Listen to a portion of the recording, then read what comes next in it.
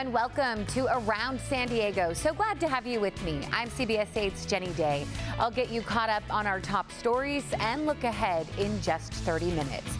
We do begin at the border. The San Diego County Board of Supervisors is declaring a migrant humanitarian crisis.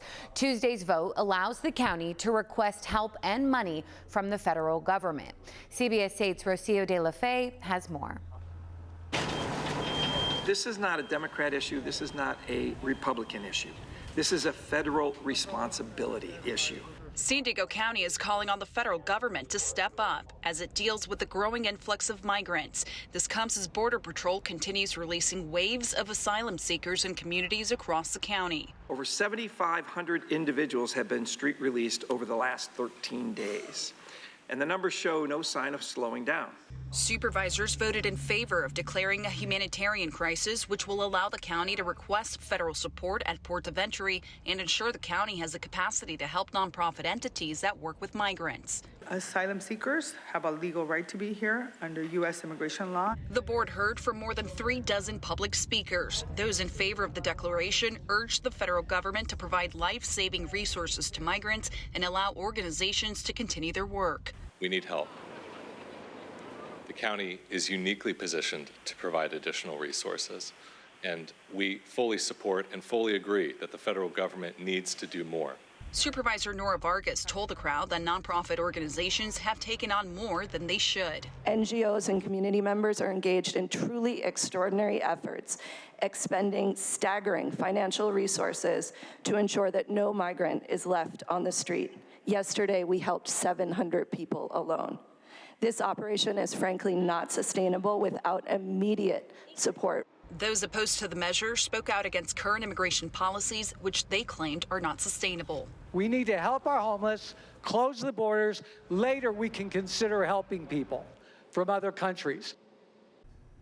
Rocio de la Fe there reporting. And county leaders are trying to help parents prevent their kids from falling victim to human trafficking. Supervisor Jim Desmond and District Attorney Summer Stephan hosted a Zoom meeting for parents. The FBI says that San Diego County is one of the worst human trafficking hotspots in the country. The San Diego Human Trafficking Task Force says parents should watch out if their child has unexplained luxury items, pregnant, is isolating themselves, or seem overly tired, also failing grades, or if they run away. It does start here. It starts with us being honest and having the conversations on what does it look like, and I think having the realization of it's prevalent. This is not a one-off issue. So the Human Trafficking Task Force also says victims and traffickers include people of all races, genders, and ages. If you notice human trafficking, you can call 911, of course, or the National Human Trafficking Hotline at 888-373-7888. Well, San Diego's Get It Done app is a way for residents to request help for repairs of things like potholes or broken streetlights, but now it's being used as a tool to take down illegal encampments. San Diegans are using the app to report homeless encampments, with the total number being in the thousands. CBS 8's Jasmine Ramirez explains how the city is getting bombarded with these reports. Quite a few people are using Get It Done to report encampments. Tonight I spoke with the San Diego Police Department, who says sometimes they're receiving a few hundred encampment reports per day. It's not surprising because you see how many, but when you put it in a number, it's sad. Last year, the police department received 58,000 encampment reports. Tonight, we went downtown and talked with residents who see the homeless crisis unfolding each day. This area, like right here, is one of the places they encamp. Elsa Flores has lived in the Gaslamp Quarter for 12 years. I don't know. I've racked my brain. The politicians have, the extra taxes, whatever, is not helping. Some San Diegans have turned to Get It Done to report encampments. Here's how it works. You input the exact location, number of people present, and upload photos. The report is then sent to the police department's neighborhood policing division. I'm told eventually officers are sent to the scene to offer shelter, services, and educate those who are unhoused about laws their encampment might be breaking. We do the best to respond to them as quickly as possible. Right now, we're averaging about a 17-day turnaround time from the moment a submission is made. If no one is at the encampment when officers arrive, the city's Environmental Services Division will respond to clean up debris left behind. The Get It Done is a great application, but I don't want the community to think that it's the solution to every problem. For homelessness, it's not, right? It's just a way to notify the city of San Diego and the police department. It's also important to know Get It Done is meant for non-emergencies only. Jasmine Ramirez, CBS 8. Jasmine, thanks. And right now, San Diego Mayor Todd Gloria is urging Governor Gavin Newsom to sign SB 43, a bill he says he would expand the state's conservatorship law and force severely mentally ill people to get the help that they need.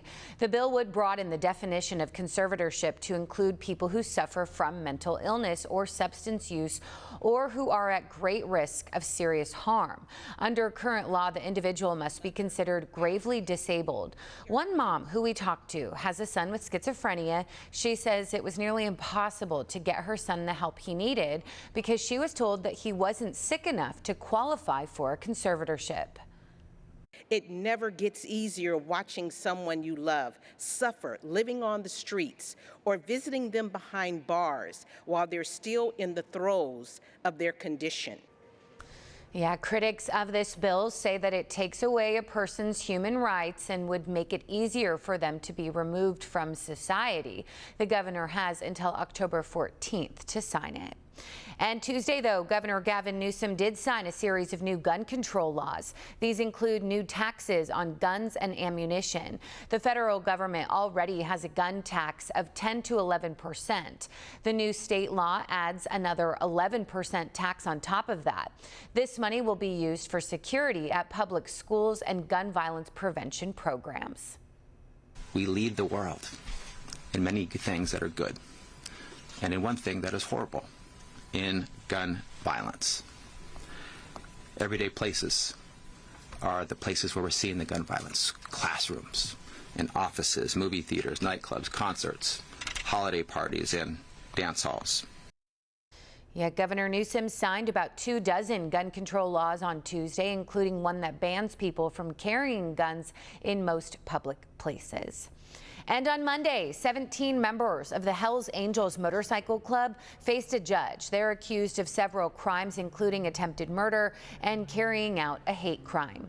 Some of the defendants face charges in connection with an attack on 3 black men in Ocean Beach back in June. Investigators say several bikers got into an argument with the 3 young men outside of a bar. They say one victim was stabbed in the chest, another was knocked out, and the 3rd victim was able to get away. They were chased and attacked by several Hells Angels and Hells Angels supporters. It's possible that the attack was triggered because one of them dared to talk to one of the girlfriends of these members. They were repeatedly called racial epithets and told they didn't belong in that neighborhood. Police arrested one suspect that night, and an investigation led to 16 more defendants. If convicted, they face anywhere from 3 years to life in prison. And people in Ocean Beach are trying to find ways to tackle homelessness in their community. The Ocean Beach Town Council held a meeting to educate residents about available resources. The Town Council president says that PATH, an organization that connects people to housing, now has a dedicated worker right there in OB. One resident brought up another solution, like an advocacy group to help seniors know where they can go. Right now, elderly people are the growing population of those becoming unhoused. Well, a man who police say had a warrant for his arrest is now in jail after police found him fishing on Monday. Take a look. We're told the man tried to run from officers by swimming into the San Diego River yesterday afternoon. Police brought in helicopters and canine units. He eventually surrendered. Police still haven't said what crime this man was wanted for. Well, a street in Serra Mesa that's been plagued with potholes is finally getting a makeover. Village Glen Drive is only about a half-mile long, yet the city has patched up hundreds of potholes on it in just the past year. It's also an area that sees a lot of traffic, with community parks, schools, churches, and a recreation center all nearby. Tuesday, the street got a fresh layer of asphalt on top of it. The city says this repair work is part of its Hot Roads initiative, where small stretches of roads with a history history of pothole patching are taken care of. The city says it's using data from the app to prioritize which roads to fix first. We've patched over 400 potholes here over the last year. A lot of requests coming through this road. So before we get into the rainy season, the idea is to get this permanent repair done so those pothole patches don't open up in the rain. Yeah, the city says the work on Village Glen Drive should be complete by the end of the week. And financial experts say the government shutdown will not impact student loan repayments. After a 3-year pause, borrowers will need to start paying their student loan debts next month. The federal government says 4 million Californians have an average loan debt of $37,000. CBS 8's Abby Black is working for you, sharing what help is out there to avoid sinking into the red. Let's face it, college tuition is expensive. In fact, Credit Donkey ranks California as the 9th state with the highest amount of student loan debt.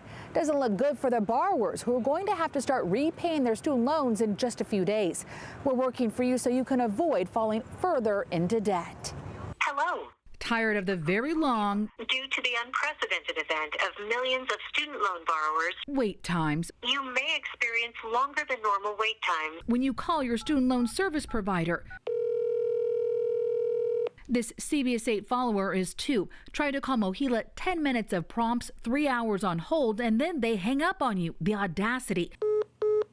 We're working for you so you don't have to spend your days trying to get answers about repaying your student loan. And everybody really needs to be paying attention. Armin Kurdian, a personal financial expert in Vista, tells me what borrowers need to do first is log on to the federal student aid portal. There you'll find all the information about your loan and servicers. And remember to update your contact information with both agencies. Go back and find your last statement, find your emails. It's entirely possible that your servicer has changed as well. I also spoke with lending tree expert Michael Kitchen about the government's SAVE plan. Things might be a little bit easier for student loan repayment than they were before COVID. Starting next summer, the government will implement a SAVE plan, which can lower a borrower's monthly payment based on their income and family size, which will count towards loan forgiveness and will also help cover interest as long as payments are made on time. After making 10 years of payments under that, the rest of it would be forgiven. So that's a really big deal. I also found that there's an on-ramp program which won't affect borrowers' credit if they miss a payment between now and next September, but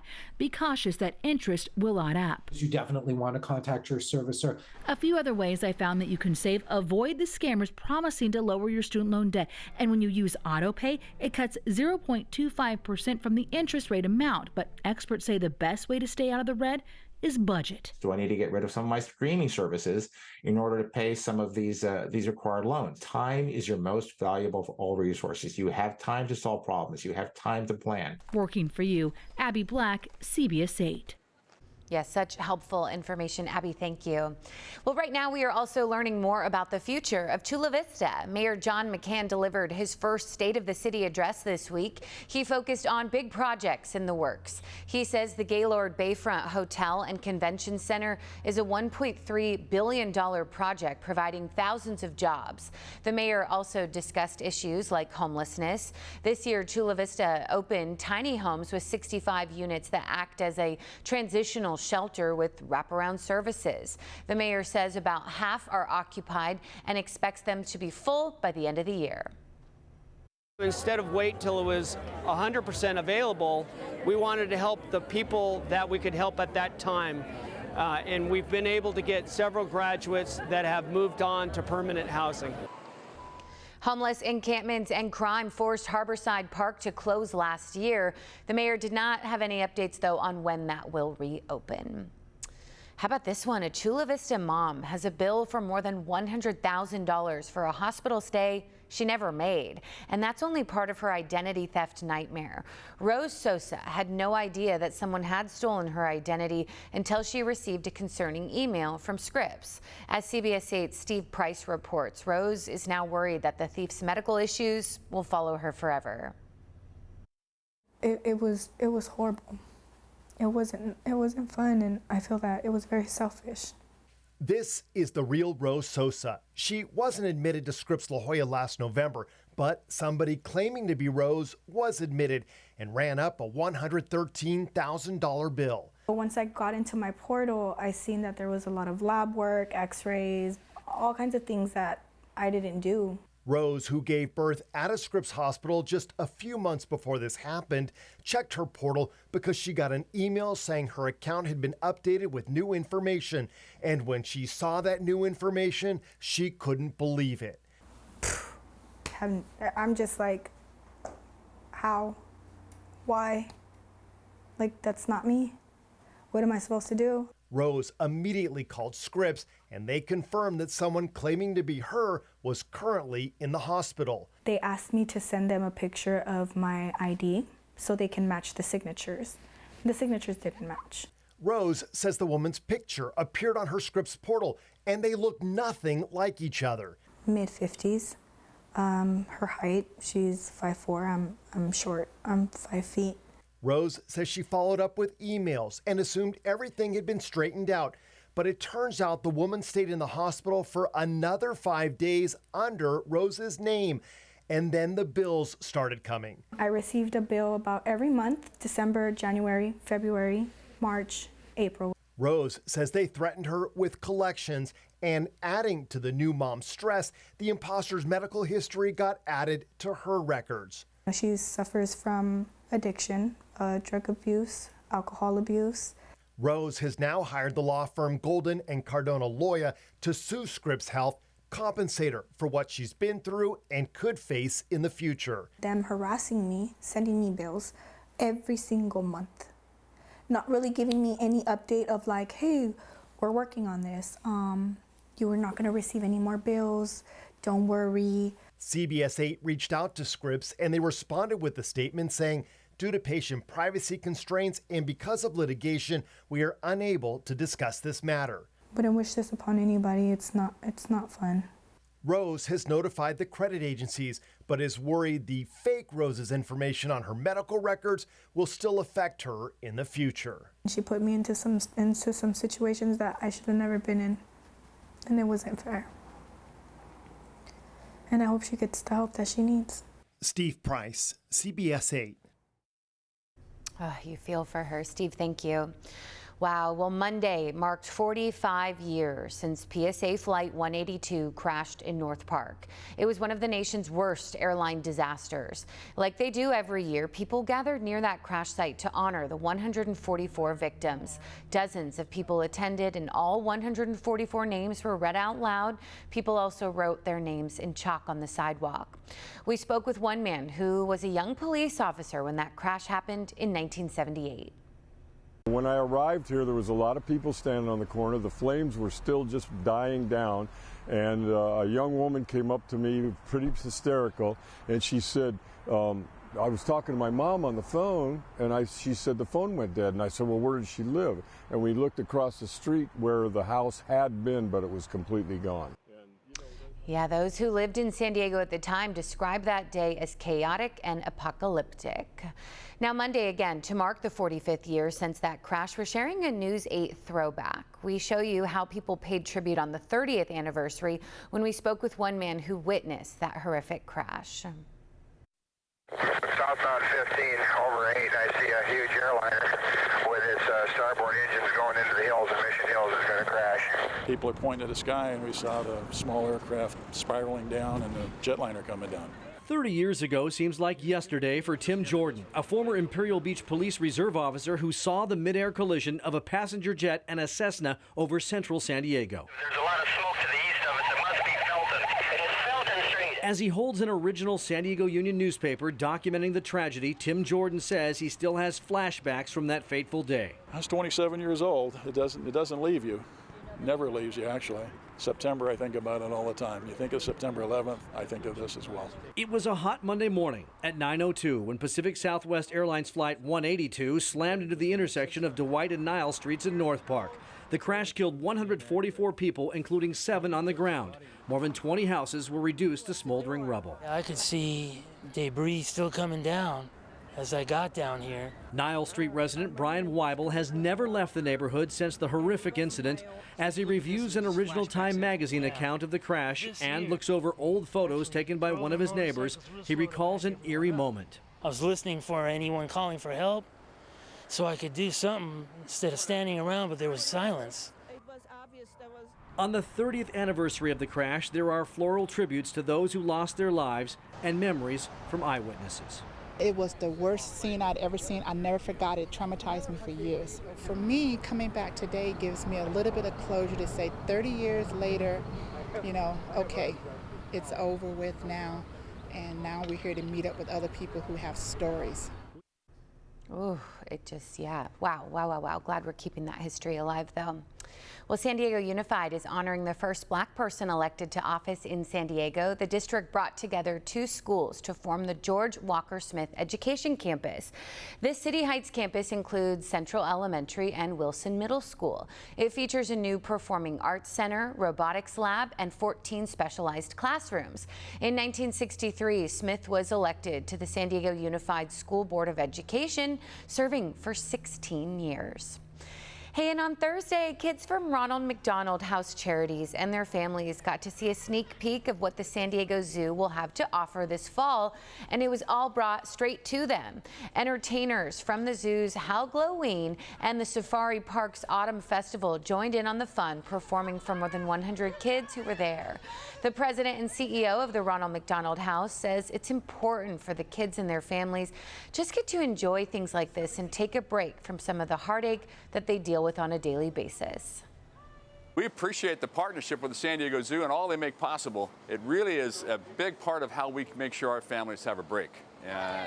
Getting to that hospital bedside and back, having this kind of interaction with our community, it just makes a great, it helps them remember just how much our community cares for what they're going through. My heart. So yes, this October, all kids 11 years old and younger will get free admission to the San Diego Zoo and the San Diego Safari Park. Well, if you were downtown during the lunch hour on Tuesday, you may have noticed a wide load making its way through the gas lamp. The historic home that once sat in Little Italy moved to Barrio Logan to make room for a residential high-rise.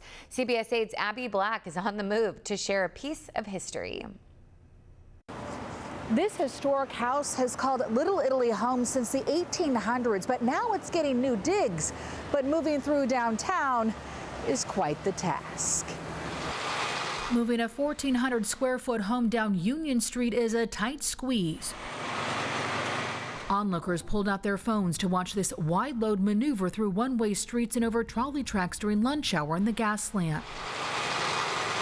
The owners of the historic home say it's been a long time coming. I believe it's been almost 3 years from when we first started conceptualizing this project. Matthew Siegel says his father, architect Jonathan Siegel, bought the property at 1620 Union Street to build a 24-story residential high-rise, but he didn't want to tear down the historic home that sat on the property for quite some time. So this house was built in the late 1800s. Instead, they invested a pretty penny to preserve the home. Relocate, permitting, reconstruction, new foundations, but right around $400,000. Siegel says the historic home may be old, but it still has good bones, so it won't sit empty. 2 more housing units to help solve the housing crisis. Try to focus on doing good with all of our projects, socially, architecturally, and for the neighborhood's benefit and the history of San Diego. 3 hours later, as the house makes its way to its new home in Barrio Logan. Bigger than I thought. It's carving out a piece of history. It's important to work in the context of the historical nature of San Diego, which is young, relatively speaking, but where we can save, we often do. In Barrio Logan, Abby Black, CBS 8. Yeah, they were successful. Abby, thanks. Neat to see. Well, imagine fresh and delicious produce that came from table scraps. It's a reality, and it's grabbed the attention of a local Michelin restaurant. CBS 8's Sean Stiles explains in this Earth 8 report. This type of farming is called vermiponics, and these are called murals. 4 of them can produce up to 100 pounds of leafy green vegetables a month, and that's exactly what they're doing here at Paradise Found. The secret sauce is the worm tea that we make. Ruth Jordan is the owner of Paradise Found, and the worm tea she's talking about, it's made from a worm composting system. You're going to put in all your kitchen waste And it'll take a little bit of baked goods. You can put meat in as long as it hasn't been salted. And then literally you just close the door and that's it. And you just let the worms do their thing. Which is eat. So this will go through about 20 to 25 pounds of food waste a week. So we have a bank of 8 here, so that's 200 pounds. That's the source of the nutrients for all the lettuce from seedling to harvest. When they're ready or we have space, these will be transferred into these nursery murals. Then go on a steady diet of nutrient-rich worm tea, which comes from the worm casting. We percolate water twice a day through the system, and it collects in the bottom there. The tea then goes into the system. That tea is then pumped through the channels. It gets sent through these emitters into the channels. It drains into these pipes and then goes back to the reservoir. So it's a loop, it's a closed loop. The quality of produce coming from Jordan's farm has caught the eye of a Michelin Guide restaurant in Coronado. I can get on the phone with Ruth on Monday and she'll be harvesting the next day and the product in my kitchen within 24 hours. Matt Sramick is the executive chef for Blue Bridge Hospitality and Little Frenchie. If you don't have quality on the plate, you're serving a subpar ingredient, and that the ingredient speaks the loudest on the plate. If it's not fresh or is frozen, that all shows in your presentation. And the quality is what Little Frenchie is all about and why they serve the lettuce Ruth grows. It tastes better, it's more vibrant, it's more crisp. It performs better overall. These are lettuces you've probably never heard of. We'll have like a freckled romaine, a Lola Rosa, a green oak. She has tomatoes that she grows, so we'll find those on our menu. Paradise Found can change with the seasons. She has the ability to grow some of the products that we want, like for example, during fall we'll have sorrel on the menu. From picking that fresh lettuce this morning with Ruth at Paradise Found to having it delivered here at Little Frenchie in Coronado, it goes to show you that's why we do these stories. You don't have to sacrifice quality to help the environment. Sean Stiles, Earth 8. Yeah, one of my favorite segments. Sean, appreciate it. Well, hey, this month, of course, is Hispanic Heritage Month, the time to appreciate and honor the contributions from the Hispanic community, not just here in San Diego, but around the country. And in honor of Hispanic Heritage Month, Representative Mike Levin chose a very special woman to be his district's constituent of the month. Her name is Lisa Montes, and Levin says that she's one of the trailblazers in Solana Beach's original Hispanic communities. Lisa founded a nonprofit organization called La Colonia Community Foundation in 2019 that works with the youth and also contributes to many events in that area. We always stress the importance of giving back. Don't be selfish, think about others, because you never know if your neighbor or a friend of yours needs help or needs advice or maybe doesn't know something about our community, and you could be that source for them. Yeah, good advice. So Levin says that he gets to read each constituent of the month's story, including Lisa's, into the congressional record. That means their story will forever live in an official document right there in the House of Representatives. I think it's particularly important during this Hispanic Heritage Month that we are recognizing people like Lisa all around San Diego County. Not just in our district, but really all around, who are those unsung heroes who make life just a little bit better and who bring our communities together. That's what it's all about. Representative Levin is half Hispanic himself. His mother is Mexican-American and came to America with her family, and they were able to start a small business that led to their family's success.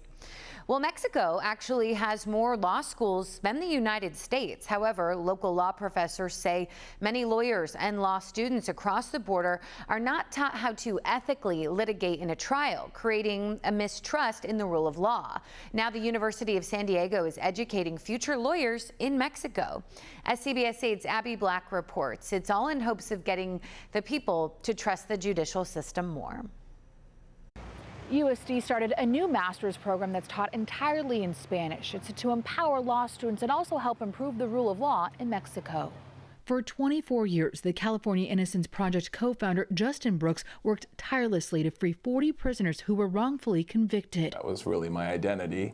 I'd wake up every day and put on my Exonerate shirt and start tweeting about wrongful convictions, and it was more than a job. It was really a mission. But now you'll see him in a new role. He's the academic director of the University of San Diego's new one-year master's degree program in comparative law that is virtually taught exclusively in Spanish with many Latin American students. Well, what most people don't know is for 400 years, Mexico had no trials. No criminal trials. Before Mexico reformed its criminal judicial system in 2008, a judge decided each case with little cross-examination. There were due process violations and corruption, and thousands of lawyers and law students did not have the skills to be trial lawyers. What we're dedicated at the University of San Diego to doing is training those law students, training those lawyers how to do trials, how to cross-examine witnesses, how to bring the truth out in evidence. By teaching the class in their native language, many students say that they feel empowered. I want to learn Spanish this course because I'm not sure if I feel comfortable with the 100% English classes. Rebecca Ledesma is in the class. She's a single mother and is the first in her family to become a lawyer. She's practicing employment law in Mexico but wants to learn how to litigate tax law in America. As a woman, we're really passionate, so I'm always craving for something more. I love to help people. Unlike the United States, in Mexico, you're guilty until proven innocent. They don't have preservation laws of evidence where people don't get access to DNA testing. USD says this program not only builds confidence in Latin American law students and trust for their country's judicial system, but this strengthens U.S.-Mexico relations. So being on the border provides an opportunity for USD law, and Mexico, it is a gateway to all of Latin America. Through a grant, USD also turns the classroom into the mock courtroom where students in Mexico take their trial training and compete across the U.S. Lo que espero es más que nada aprender lo que voy a hacer en un futuro. During his tenure at the Innocence Project, Brooks also taught law in Latin America. He may have changed roles, but he still sees himself as a pioneer to help improve the rule of law in Mexico. I have a great deal of hope about Mexico. It has a lot of issues, but when you work with these young people, you realize they want change. They want the system to be better. They want to change the country. At USD, Abby Black, CBS 8. Good stuff, Abby. Thank you. CBS 8, of course, is also celebrating Hispanic Heritage Month by highlighting San Diego's Hispanic-owned businesses. So right now we want to feature Pride Law Firm. They focus on cases involving work injuries or discrimination. The managing partner, Jessica Pride, specializes in cases involving sexual assault. I represent survivors and hear the war stories on a daily basis. But it's knowing that I can help them, that I can be a voice for someone who doesn't have one and who needs help healing. That gives me the strength and the courage. Boy, absolutely. And what a beautiful office, too. You can find resources and contact information for Jessica Pride at survivorlawyer.com. Well, as always, thank you so much for your time. Thank you for staying informed. For CBS 8, I'm Jenny Day. We'll be back next week, of course, with more. Until then, take good care.